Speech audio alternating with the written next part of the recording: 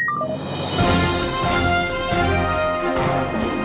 next on this episode of HTNR, we're taking a trip back to the 70s and dropping in on HBO. And then we have a full slate of news ranging from a new turntable speaker system that you can actually take on trips. This one will fit under an airline seat. Folks, we're talking about a turntable, a portable turntable. That one is actually scheduled to come in for review right here at my home, so I'm very excited about that. We're also taking a look at a new limited edition Lamborghini-inspired wireless speaker. It's going to lighten your wallet just a little bit, folks, just a little bit. Plus, we're going to take a look at what's happening in the world of TV technology, new speaker launches. MartinLogan has some new subs out there. And we're going to finish the news section up with some research that says 8K might actually matter to your eyes, which, look, if I'm being honest, that's going to surprise a lot of folks out there. Surprised me, that's for sure. But a lot of people have been running around for the past couple years saying, hey, 4K is all we need. 8K doesn't give us anything more. Well, somebody out there is saying, hold my beer. I'm going to tell you why it does. So we're going to talk about that. We'll also poke around in the world of discs and movies, where our forum's chief disc critic, Michael Scott, has surpassed, folks, 2,200 reviews on the home theater forum, AV Nirvana. So psyched that Mike is a mainstay and a partner at our site. Just a wonderful guy and a walking encyclopedia of movie knowledge. So definitely go over and check out what he has going on. And then we're going to wrap up the show with a tip on a Black Friday TV sale that you have to know about. And I'm going to tell you exactly how you can take advantage of it. All right, home theater fans, today is November 12th, 2025. I'm Todd, your host right here on HTNR and editor over at the home theater forum, avnirvana.com. It's time to sit back and cozy up on this cool November day, because we're going to spend the next half hour-ish, maybe a little bit less, maybe a little more, I'm not sure, talking about the latest industry news, keeping you up to date with everything that's going on in the world of home theater and AV. You can watch this episode on YouTube and Spotify, and you can listen to it on most podcasting services. Now, before we hop into the time machine, I want to take a moment to check in with our sponsors. HTNR is brought to you by madVR Labs, makers of industry-leading high-performance video processors for home theaters and media rooms. madVR recently announced the next generation of its acclaimed lineup with the new Envy Extreme MK3, the Envy Pro MK3, and the Envy Core MK2. They currently stand as the only video processors with full 48 gigabits per second HDMI functionality for true 8K readiness. There's that 8K popping back in there. Advanced tone mapping and new gaming-focused performance with variable refresh rate up to 360 hertz and ultra low latency. Very important for gamers out there.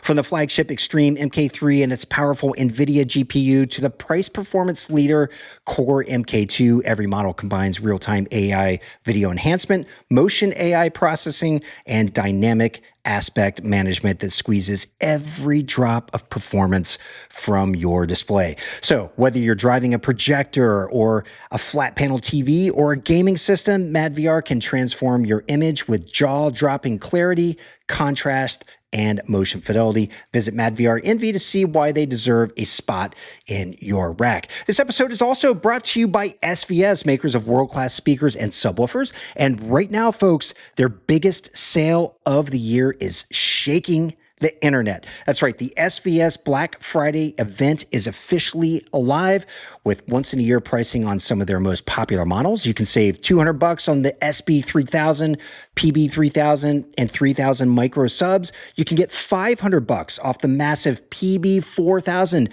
and $400 off a pair of Prime Pinnacle towers. Even the cutting-edge 5000 series of subs are on sale for the first time ever.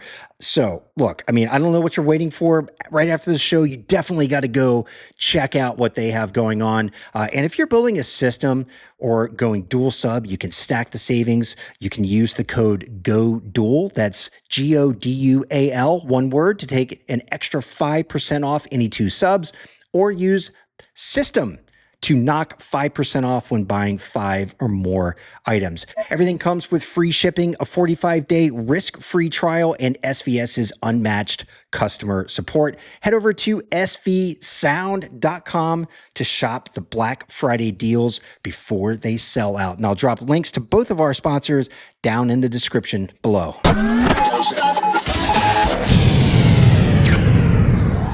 All right, folks, strap in because we're rolling back to November 8th, 1972, and that's the night television officially grew up. It's when home box office, or HBO, made its debut in Wilkes-Barre, Pennsylvania, the first ever subscription cable network, and the birth of premium TV as we know it today. Now, at the time, cable wasn't a playground for original shows or movie channels. It was actually a tool to bring clear reception to small towns cut off from strong broadcast signals. But HBO flipped that idea on its head. Its first night of programming featured the NHL Rangers versus the Canucks, followed by Paul Newman and Sometimes a Great Notion. Roughly 365 households tuned in for something totally revolutionary at the time. We're talking uncut, commercial-free programming delivered over cable. Now, the cost back in 1972 was roughly $6 a month. That's about $47 in today's coin. So here's how it worked. HBO's feed originated in New York and was sent via a private microwave relay, and something about that just does not sound safe. But private microwave relay to the local cable operator in Wilkes-Barre, where it was fed into the cable system and delivered directly to subscribers. Now, viewers, obviously, they weren't using antennas, just the cable line that came into their home, and they had a converter box that they were able to use to grab that pay channel. Now, back then, HBO's biggest and only competition were broadcast networks. We're talking CBS, NBC, and ABC. They ruled the airwaves, offering free TV supported by what we know today, commercials and very strict FCC oversight. Now, HBO's pitch was a little radical. They kind of came in on the fringe and they said, hey, folks, you can pay a fee and you're going to get movies and sports with no commercials, no censors, no interruptions. It sounds like heaven, right? Well, obviously that message cut through, especially for households tired of edited films and repetitive primetime lineups. By the mid-1970s, copycats like Showtime and the Movie Channel emerged, but HBO's early jump kept it ahead of the pack. In 1975, HBO became the first U.S. network to broadcast via satellite, beaming the Muhammad Ali versus Joe Frazier thriller in Manila fight nationwide and turning a local experiment into just a national and international phenomenon. And 8 years later, HBO started producing its own original content. So this is in the early 1980s, and really that kicked off a wave of creativity and the expectation of creativity that led to the likes of The Sopranos and, boy, The Game of Thrones, one of the all-time great TV series ever. So the next time you scroll past the HBO logo, remember it all started with just 365 homes in a small town in Pennsylvania, a single hockey game, and a wild idea that people would actually pay for better television.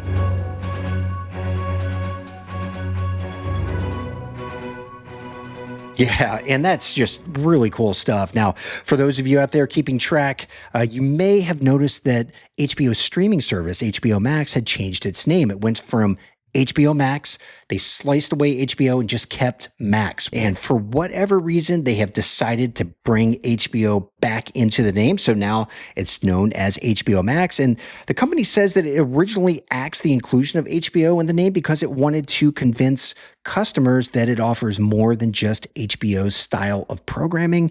But something must have gone wrong. I'm wondering if it had something to do with subscriptions. No idea. They haven't really talked about it, but something for you to keep track of. All right. Let's kick off the lightning news round with some low-end news, and we're talking MartinLogan. They're doubling down on bass with not one, but two new lines of subwoofers. First, we're going to talk about the Grotto series, which brings back a fan favorite with modern power and precision. The Grotto 12 and 15 combined active aluminum drivers with matching passive radiators, and a 2,000 watt magnitude MTKW amp for clean room shaking impact. Each runs on the company's 64-bit in-house DSP engine, offering Arc Genesis support, wireless control, and preset modes for music, movies, or late night listening sessions. Pricing lands at $2,299 for the Grotto 12 and $2,799 for the Grotto 15. Both are shipping now in gloss black. I have to say, very reasonable pricing right there. Now, following that launch, MartinLogan upped the game just a little bit by introducing the brand new Depth series. We're talking about the Depth 212 and 215. They use dual opposed carbon AeroCore drivers powered by up to 4,400 watts of dynamic peak output. Now, that driver arrangement eliminates cabinet vibration while keeping bass tight and fast. Real-time tuning comes from the same DSP platform that you find in the Grotto series, but owners have access to a hidden touch control interface mounted on the front of the subs. Obviously, with that added power, you're going to get a little bit more output also, and you also have access to the full Anthem room correction integration package. Prices start at $5,499 for the Depth 212 and $6,999 for the Depth 215.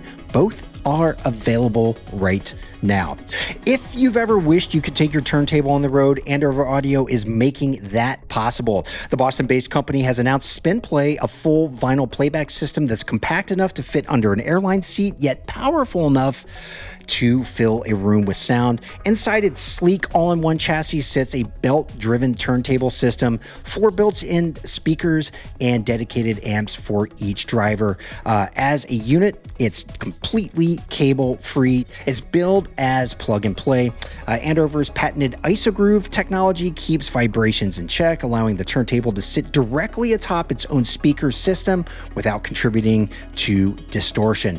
You ultimately are treated to a 270-degree soundstage that digs down to, I would say, a fairly impressive 60 hertz. Connectivity includes Bluetooth 5.0 for both transmitting and receiving audio signals. Plus, you have an optical input, USB, and line inputs for maximum flexibility.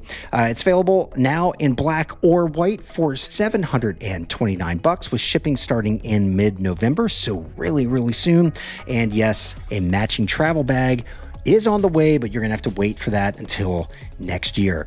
Now for a look at the exotic and the absolute exclusive. We're talking about the new, and I'm gonna pronounce this my own way, the Isusavox. This is loud, it's luxurious, and yes, this is the speaker that's built from a real Lamborghini exhaust. It's handcrafted in Italy. Each unit tips the scale at 139 pounds and comes dressed in official Lamborghini colors ranging from their green to their orange to their white. It fires up using an authentic Lamborghini start-stop button and carries a price tag. Are you ready for this? 44 grand. All right, that's out of the way. Just gonna lighten your wallet just a little bit, right? Beneath its carbon fiber shell, we have 640 watts of power driving dual tweeters, dual mid-bass drivers, and a 10-inch subwoofer that can dig down to 20 hertz. Bluetooth 5.0, RCA inputs, and a built-in DSP system round out the technical side. It's available exclusively through Harrods in the UK. This thing is really part sculpture, part supercar, 100% a car lover's dream audio system. I can imagine one of these sitting in a garage full of luxury cars, right? I mean, it just looks like it's made for that part. If you want one, you're going to need to act fast. It's limited to just 63 pieces worldwide. So get on the phone to Harrods immediately. Next, we have a story broken by Flat Panels HD, which gives us a glimpse into the future of quantum dot technology. Rasmus Larsen reports that perovskite quantum dot, or PQDs, could push TV color performance past anything we've seen to date, potentially exceeding 95% of the Rec 2020 color space used for HDR10 Plus and Dolby Vision. That's well beyond today's QD OLEDs and even the new RGB LED LCDs, which top out around 90%. The breakthrough material replaces indium with perovskite nanocrystals, delivering ultra pure reds, greens for lifelike high contrast imagery. TCL is rumored to debut the tech in its 2026 X1 1L flagship under the name Super Quantum Dot, while Samsung and Zhejiang Nanotech are also in the race. Widespread adoption is still a few years away, but if these early results hold, the next generation of TVs may finally close in on true Rec 2020 color perfection. So keep your eye out for more on PQD at CES 2026. Now, speaking of CES, LG has confirmed it will show its first MicroRGB LCD TV at the 2026 show in Vegas. The teaser is an Easter egg in LG's CES Innovation Awards announcement, which mentioned a, quote, premium LCD TV with MicroRGB technology. MicroRGB swaps traditional white LEDs for separate red, green, and blue emitters, delivering a wider color gamut that can hit Rec 2020 while offering impressive energy efficiency.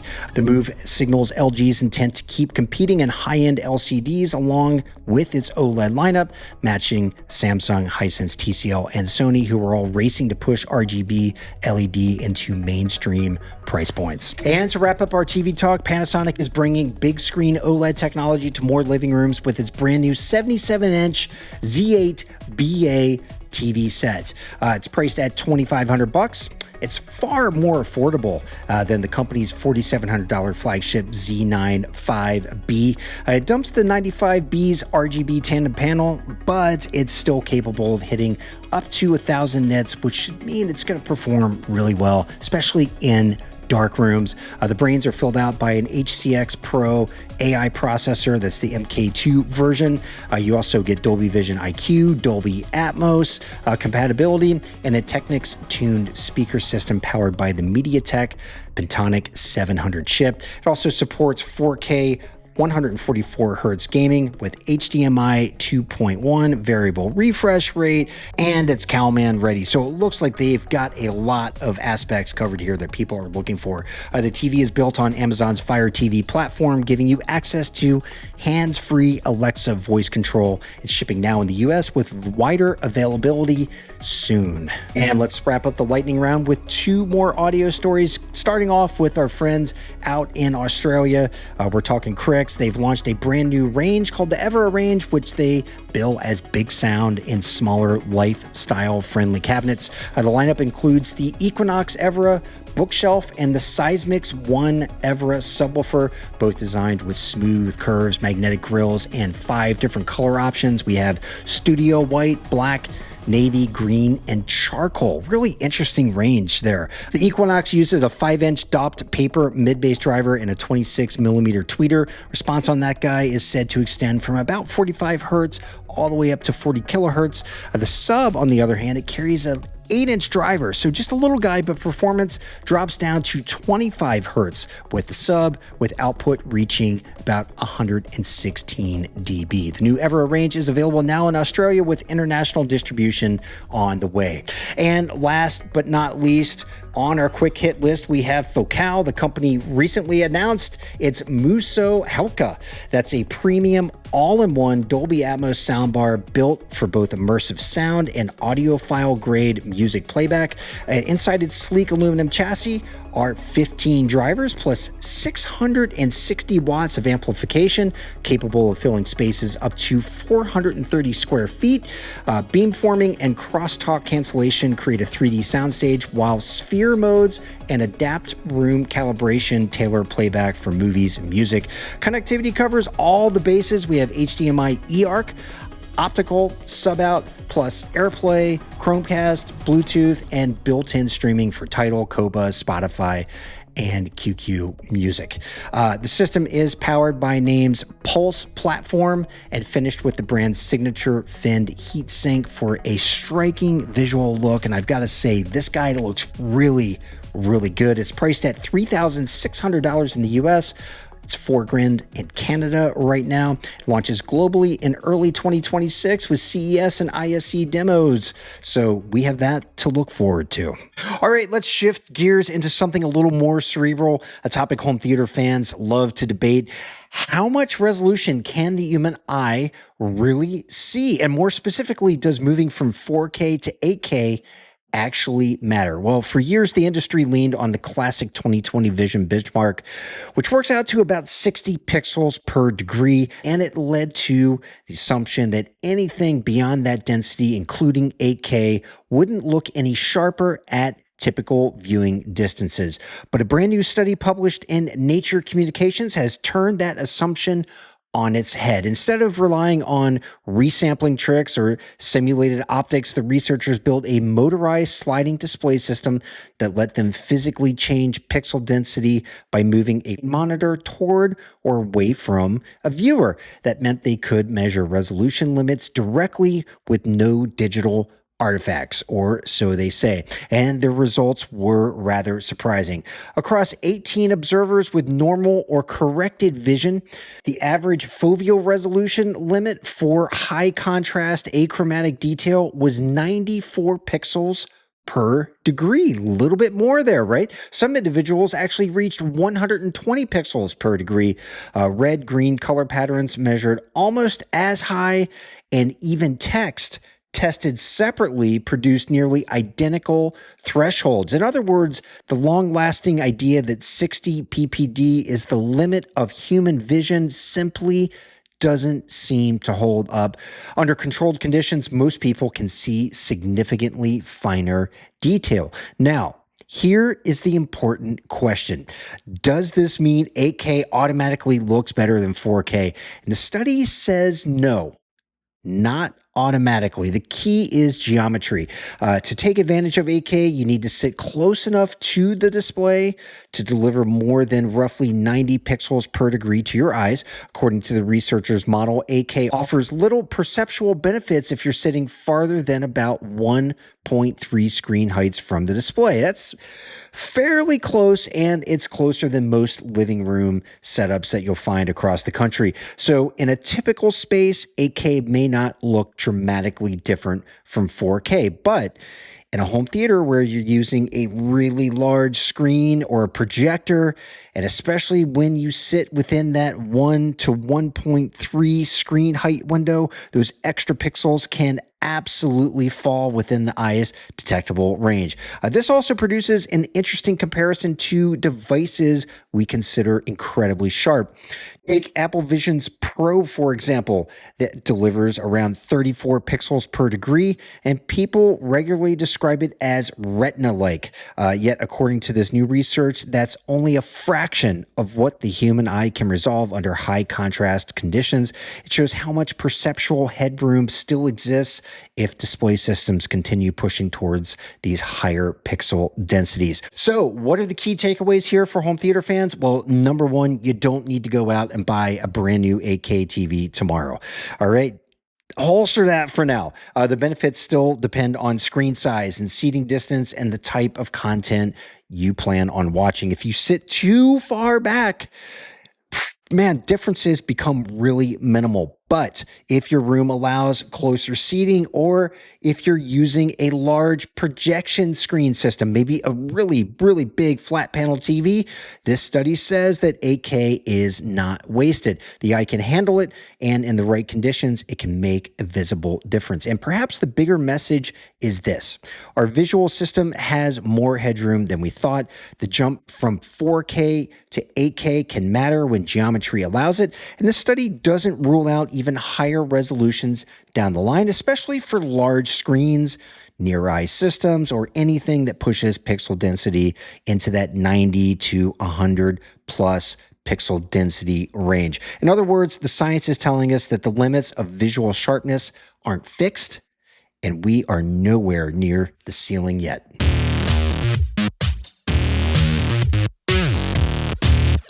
Okay, on to discs and entertainment, where our forum's disc critic Michael Scott just keeps on cranking out the reviews. I talked about this at the beginning of the show, but since our doors opened at AV Nirvana, Mike has published nearly 2,200 reviews. And just in doing some quick math here, that's roughly 275 reviews a year, which is just nuts. He's a machine. Recently, he's reviewed Weapons, A Nightmare on Elm Street, The Collection, Back to the Future, The Ultimate Trilogy, 40th Anniversary, Mission Impossible, The Final Reckoning, Samurai Fury, Outland, The Mask, La Femme Nikita, Leon the Professional, The Fifth Element, and Shin Godzilla, all on 4K. He also has reviewed Evangelion 1.1 and 2.2, Screamityville, Dead Man's Barstool, and the most recent version of The Naked Gun, those on Blu-ray. We also have a new concert review. Bob Rappaport published his take on the Blu-ray release of Concert for George. That's George Harrison, recorded at the Royal Albert Hall in late 2002. He calls this release essential viewing for audiophiles and Beatle fans alike. You can find all of these reviews in the Blu-ray media reviews section of our forum. It's really easy to find. Just look at the left-hand side of our homepage and you're going to find 5 or 6 of the most recent reviews, plus a little section header that you can click and you can dive into all 2,200 reviews that are available there on our site. New to disc this week, Paramount fires up The Naked Gun in 4K with Liam Neeson's hilariously funny take on the role of Lieutenant Frank Drebin Jr. The release packs Dolby Vision, Atmos, and plenty of extras, including deleted scenes and behind-the-scenes laughs. I'm sure that's really fun to check out. Sony's Caught Stealing brings Austin Butler into a gritty noir-style crime story, while the Luc Besson collection drops 9 of the director's classics like Leon the Professional and The Fifth Element, newly remastered in Dolby Vision with Dolby Atmos. On the horror and thriller side, Decals Together mixes romance with body horror. Ooh, sounds kind of interesting. Arrow revives The Mask in Dolby Vision with a new Atmos mix, and Shout upgrades Snowden and Spotlight to 4K. Rounding things out, we have Downton Abbey, the grand finale that brings the beloved saga to a close, and The Grinch celebrates its 25th anniversary in a fresh Dolby Vision upgrade. For everything else hitting the shelves this week, including Criterion, Warner, and TV releases, check the ticker down at the bottom of the screen if you're watching on YouTube or Spotify. Kaleidescape is enjoying some fun new releases with the likes of Good Fortune, Black Phone 2, Deathstalker, Soul on Fire, Roofman, and Kiss of the Spider-Woman, all landing in 4K. And for you horror fans, Bone Lake is also available for purchase. And the thriller One Battle After Another is up for pre-order right now. 4K UHD disc sales continue to eat up more and more of the purchasing pie each week as we get later and later into the year. For the week heading into November, nearly 34% of discs sold were 4K, with Blu-ray accounting for about 23.5%. So DVD, once again, under 50%, which is big news. We talked about this on the last show.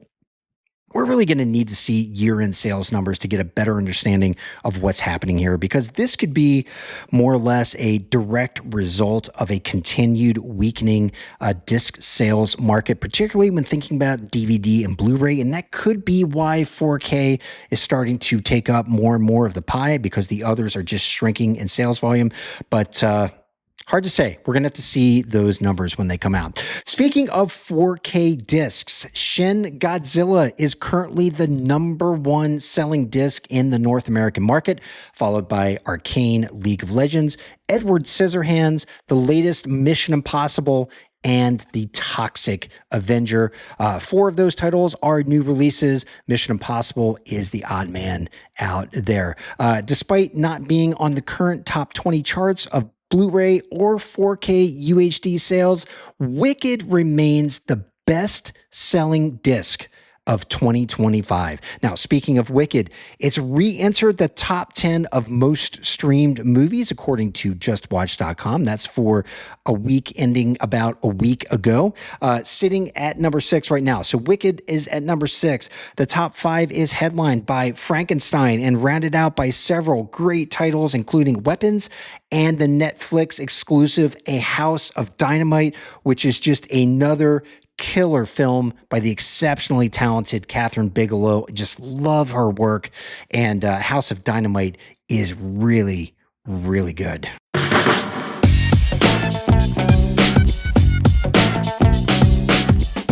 All right, we are sliding into the end of the show here, and I say sliding in because I'm in mourning a little bit here, folks. Baseball season is over, and the Baltimore Orioles, my team, they just failed miserably this year, but we ended up with a fantastic World Series matchup between the Blue Jays and the LA Dodgers, and they gave us a show. If you missed the World Series, it was truly an expose of high-quality baseball, maybe some of the best baseball games I've ever watched, and Game 7 was just so tremendous. So, spring training, less than 100 days away. I'm counting the days down. I cannot wait to get down to Florida and see my boys take the field and go for the gold once again in 2026. All right, so this is the part of the show where we talk about deals, and I'm going to give you 3 disc deals right now that I think you should check out, starting off with Mission Impossible: The Final Reckoning. That's available for 32% off list right now over at Amazon for just $24. Also, Raging Bull in 4K, 50% off. That's sitting at $24.98. And we have the Big Lebowski. This is kind of your doorbuster if you would like to add in some Black Friday speak. But Big Lebowski in 4K can be had right now for $10.99. If you'd like to support the forum, if you'd like to support this podcast, you can use the Amazon links down in the description. Of course, you can always go and find those films on your own over at Amazon as well. And for our gear deal of the week, we're looking to LG, who has their entire line of TVs for sale. This is Black Friday pricing. Let me give you a couple of examples of the kind of savings that you can score right now. If you're looking at OLEDs, the 83-inch G5 that retails for $6,499. You can get it right now for $4,999. It's some crazy savings right there. The 77-inch C5 that retails for $3,699. You can get that for $1,999. And the 55-inch version of the C5, normally right around $2,000. You can get it on sale for $1,199. There's a lot of ways you can take advantage of these sales. You can go online. I'm sure you can find these prices at places like Amazon and Best Buy. My suggestion, reach out to Robert and Wendy Zone at Value Electronics up in Scarsdale, New York. Really great people to work with. You can also reach out to the folks at Audio Advice. I'll drop links to Audio Advice and to Value Electronics down in the description and show notes. You can choose where you want to go shop, but some really, really great sales on LG's line of TVs right now. All right, folks, that's it for this episode of HTNR, brought to you by madVR Labs and SVS. Thanks for spending your time with me tonight. Be kind to each other out there, and we'll see you over at the Home Theater Forum, avnirvana.com.